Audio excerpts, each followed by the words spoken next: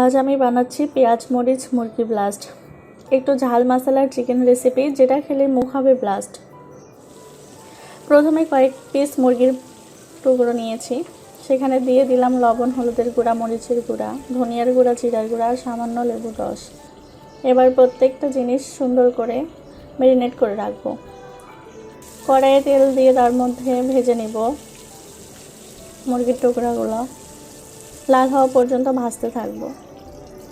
ভাজা শেষ হয়ে গেলে মুরগির মাংসগুলো তুলে রাখবো আলাদা জায়গায়। দেন তার মধ্যে পেঁয়াজ এবং মরিচ, কাঁচা মরিচ দিয়ে দিব।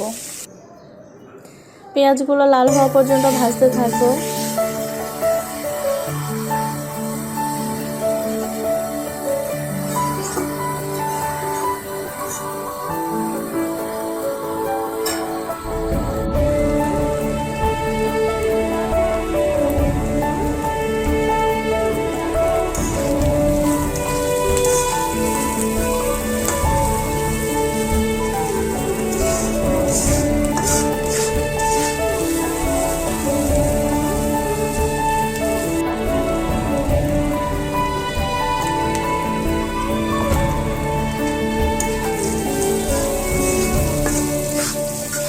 দেন তার মধ্যে মুরগির মাংসগুলো ছেড়ে দিব।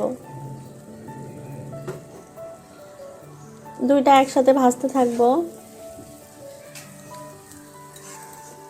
দেন লাল হতে থাকবে মাংসগুলো। তারপর সেখানে হালকা গরম মশলা অ্যাড করব। চুলায় রাখবো 2 মিনিটের মতো, যাতে সব ফ্লেভার একটা স্পাইসি লেয়ার তৈরি করে। হইল রেডি পেঁয়াজ মরিচ মুরগি ব্লাস্ট। সার্ভ করুন গরম ভাতের সাথে, একটা দারুণ কম্বিনেশন। আর অবশ্যই বাসায় আপনারা ট্রাই করবেন। যদি ভালো লেগে থাকে অবশ্যই কমেন্ট করে জানাবেন। যদি সাড়া পাই তাহলে নেক্সট ভিডিওতে আবার কিছু রেসিপি শেয়ার করব। ধন্যবাদ সবাইকে।